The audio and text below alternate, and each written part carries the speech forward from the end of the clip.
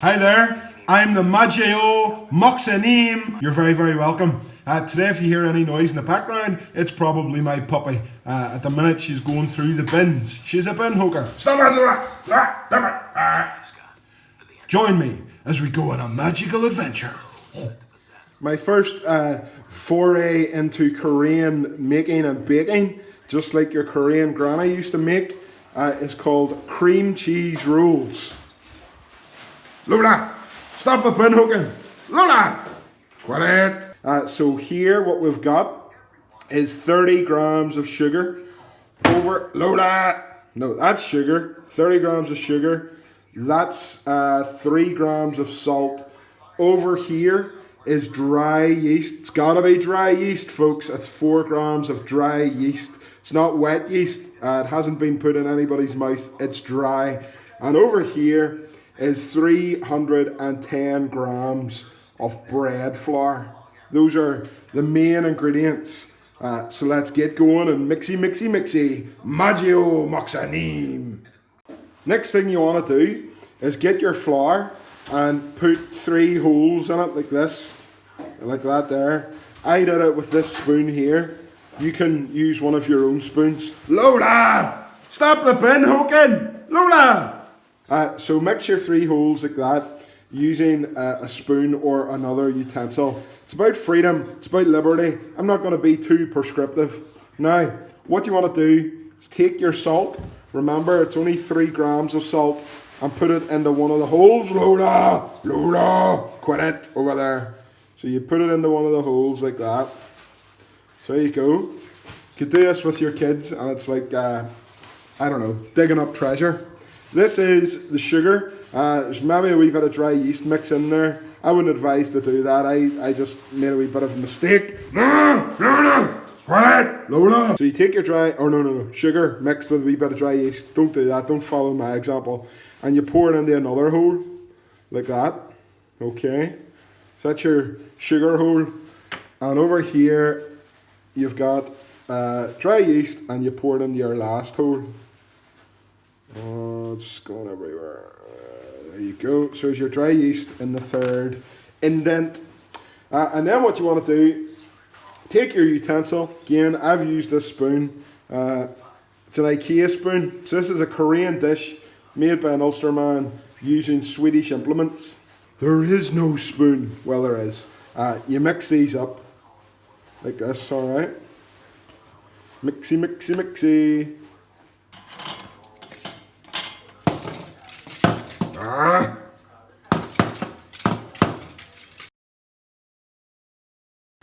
Then you take another implement, one of these beaters, and you gently put all the ingredients, all the dry ingredients together like this. Just gently. Things are beginning to move really quickly now in the kitchen as our recipe continues. Lola! People don't want to watch you hook at beds. Back again, things are beginning to move super quickly in the kitchen. We're moving to what I like to call the wet ingredients. That's because, like, if you rub those over your body, it would feel a wee bit wet. We've got milk over here. That's in there, 175 mils of milk. This is an egg. Doesn't look very wet, but I promise you, if you've no experience of eggs, you crack that bad boy open, it's a soggy mess in there. And over here, this is 20 grams of salted butter, and beside it is 50 grams of cream cheese. I'm using full fat Philadelphia, but it doesn't matter which city you bought that in. So you pop that in to your dry ingredients. You're not digging any wee holes in there this time for some reason. Here we go. Let's pour it in nice and gently. And do pour it in gently. You don't want to lose any air that's in there. Don't know why you don't want to lose any air, but just pour it in gently and see what happens. And then we'll add in the cream cheese and the salted butter. Oh, and she goes.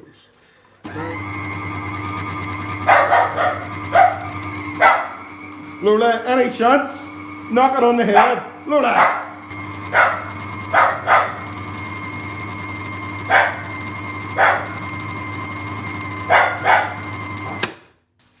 So once you're done with the mixing, get yourself another bowl, and you take your mixture and you put it in the other bowl, and then you leave it to sit for an hour, and it gets bigger. I think that's because of the yeast that we've added. It expands. So you cover it up with a bit of cling film, and then you let it sit for an hour, and you can sit and watch it grow if you want, but it'd be pretty dull.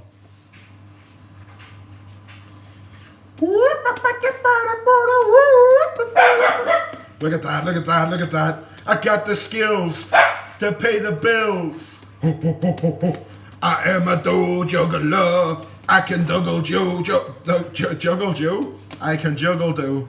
So, gonna leave it there, folks. Not gonna do anything else with that. I'm happy with that. It's come out okay.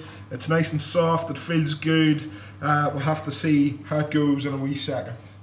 Okay, started trying to take them out, and they're still a wee bit sticky. And to be honest, don't want to get a mess again. So I'm going to expel the gas with this. This is a potato masher, and this should get any gas out that's in there.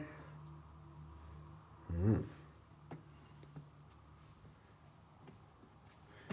you know what? I'm going to leave that. I think that looks quite nice. That looks like a flower. The smell in the kitchen is really, really nice. And if you can see, it's coming on well.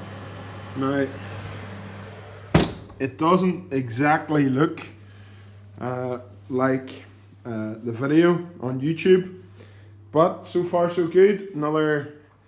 Another 5 minutes or so, and I'll take it out and see what's going on.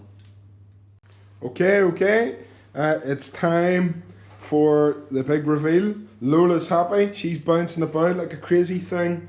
Let's see how we've done in here. Watch out, watch out. Okay, so here's the moment of truth. It's cooled down sufficiently. I'm gonna try some just now. Let's see. It's a little bit stuck to the pan.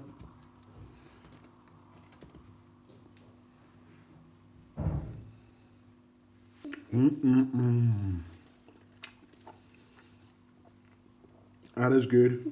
That's nice. And that is my first attempt at making Korean cream cheese roll.